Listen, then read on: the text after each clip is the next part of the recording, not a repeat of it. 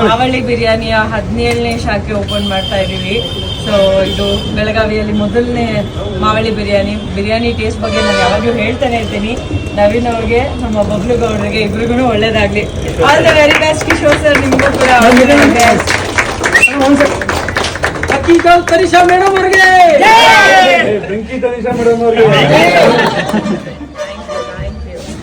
ಒಳ್ಳೇದಾಗ್ಲಿ. All the very best. ಇನ್ನೊಂದು 50 ಶಾಖೆಗಳು ಓಪನ್ ಆಗೋಂಗಾಗ್ಲಿ ಇಲ್ಲೇನೆ.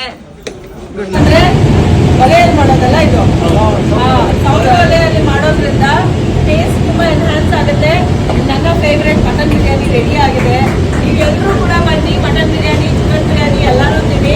ಅಂಡ್ ಮಾವಳ್ಳಿ ಬಿರಿಯಾನಿ ಅವ್ರ ಸ್ಪೆಷಲ್ ಅಂತಂದ್ರೆ ಬಬ್ಲು ಗೌಡ್ರು ಫ್ಯಾಮಿಲಿ ಕಡೆಯಿಂದ ಬಂದಿರೋಂಥ ಸ್ಪೆಷಲ್ ಮಸಾಲ. ಸೊ ನಿಮಗೂ ಬೇಕಂತಂದ್ರೆ ನೀವು ಮಾವಳ್ಳಿ ಬಿರಿಯಾನಿಗೆ ಬಂದು ಬಿರಿಯಾನಿ ತಿನ್ನೋದ ಮಾತ್ರ ಮಿಸ್ ಮಾಡಬಹುದು, ಮಿಸ್ ಮಾಡಬಾರ್ದು. Okay, very nice. It's so enhancing. The smell is so enhancing. ಸೌದೆ ಒಲೆ ಫೀಲು ಬಿರಿಯಾನಿ ಎಲ್ಲ ಒಂಥರ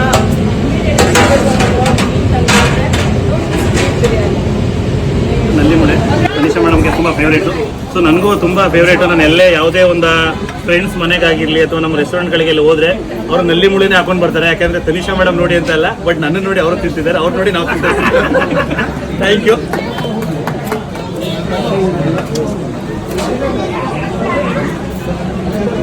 ನಲ್ಲಿ ಮುಳೆ ತಿನ್ನೋದು ನನ್ನ ಖುಷಿ ಅದು.